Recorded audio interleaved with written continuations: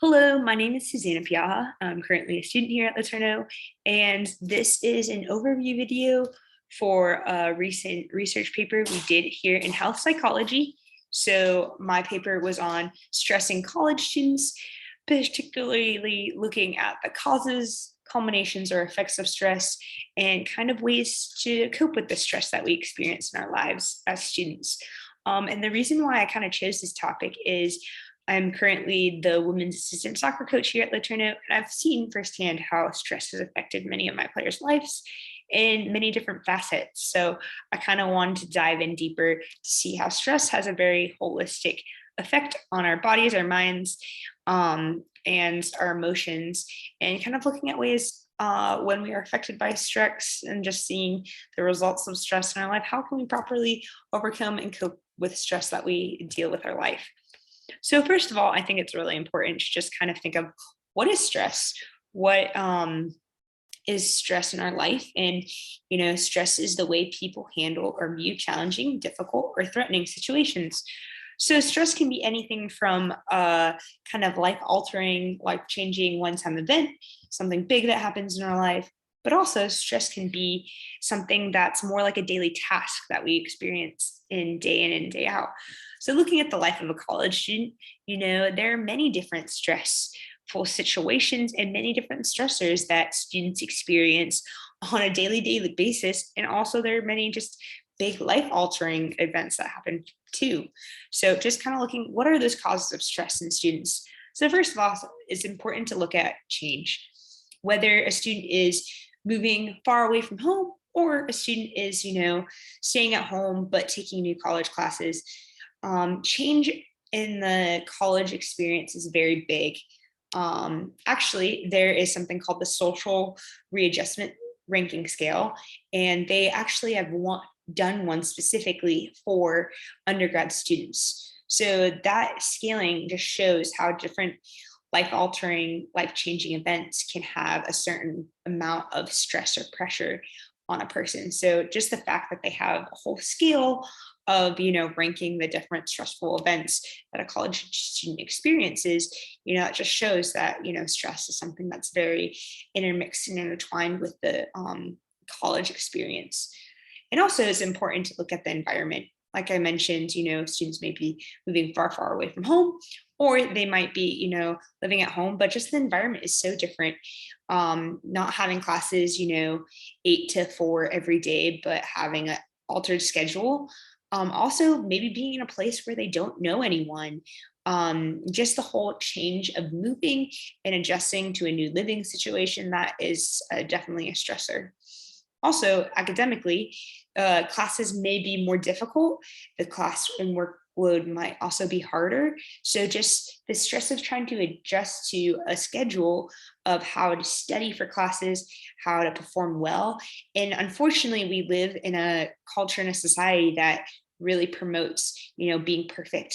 So that perfectionism can thrive a lot in academics and trying to get a 4.0 and do well.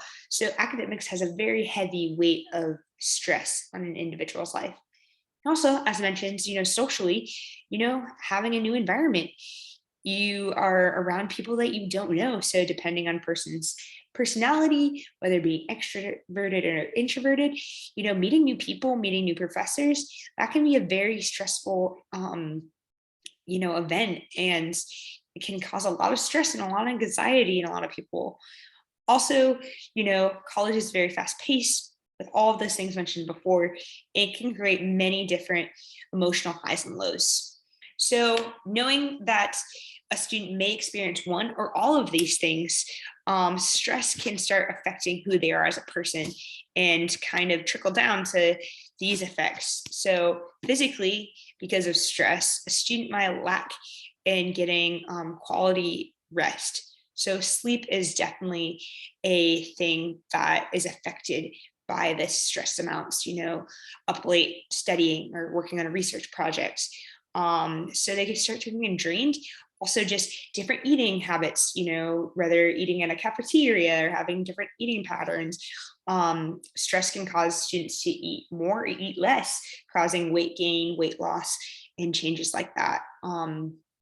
And also just, mentally, the mental side of things can start affecting, who they are and the way they think and their patterns, and just different mental illnesses a lot of times come during this stage in college. And it was interesting in my research, I found the stat that studies have shown nearly 1 in 5 university students may suffer from some form of anxiety and depression. So all the weight of the stress, not knowing how to handle it properly, students might begin to show signs of anxiety, depression, eating disorders many times arise, just because so many things are happening all at once. They don't, students don't necessarily know how to handle it all at once. So, the mental and the neurobiology side of things, that starts to become affected as well. And then emotions, once again, kind of tied to the mental side, but, feeling extreme highs and lows, joy and sorrow, and just there can be a lot of things like broken relationships and hurt that happen, but also there can be lots of joys like doing well in school, and making new friends and becoming involved in, different clubs and things like that. So also just being, far away from home, not having that support system that they've had for the last 18 years of their life, being away from their family.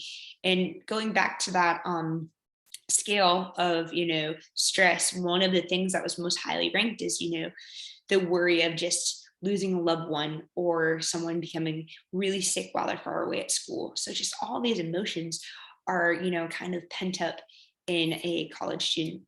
So now that we know like that stress is heavily affected in the life of college students and can kind of be integrated in their life in many different ways, it's really important to, when they are starting to experience stress, instead of kind of crumbling and turning inwardly and letting the stress consume their life that causes them to, fail and not function properly, it's really important to look at ways to cope with stress. And one of the ones in my research that I've noticed the most helpful way is just, first of all, being mindful and practicing mindfulness. And so mindfulness is the act of being, mindful of both thoughts and feelings. So that is just kind of being aware of your environment, being aware of what is going on around you. If your course load is really heavy and you realize you have so many exams at the same time, maybe it's good to just kind of prepare more ahead. Or if you realize, your friend group is starting to, just get angry at each other, and you realize that those relationships are starting to struggle. Okay, how can I either help my friends out, or maybe I need to remove myself from the situation, depending on, the environment and everything. Also, another way to just help cope with stress and just help to, make your journey through college just the best experience. And I've experienced this firsthand, is just finding social support. I think through this class and many of the classes I've taken here, I've just come to realize how we are just meant to be in community, how we're not meant to walk through this life alone. God calls us to be in community with other people, to run the race marked out for us, being surrounded with a body of believers. And so that being said, social support is so important, whether it's your athletic team, if you're a sports, or if that is just joining a club, or just even just with a professor, or finding support through the counseling center at the school. It's so important to walk through life having a good social support, so when you are starting to feel the weight of the stress, you have someone to bear the burden with you, and help you, as it's not easy, and it is really hard just kind of carrying everything yourself. So it's important to remember we're not meant to walk through this journey alone, but having a social support can really help you overcome some of those effects of stress. And it's good to have someone when things are stressful and you might be starting to go on more the anxiety, depression side, that can just see those signs in you and help you just get the help that you need. Lastly, it's important to practice just proper self-care practices, and kind of seeing what are some ways to relieve the stress. Do you like to go for walks? Do you like to go for runs? Is it, taking 30-minute breaks in between each assignment? Is it taking a nap?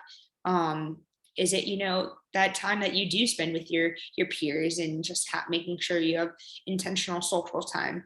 So self-care practices are really important. Maybe it's just, getting away and reading a good book. But just knowing the weight of the stress in your life, having a way to have an outlet to kind of refocus and regroup and kind of let go of some of those stresses in your life can be very helpful. And it's very important to experience and discover those practices early so you can use them all 4 years of school. So thank you so much for taking the time. Here's just one of the references from the presentation.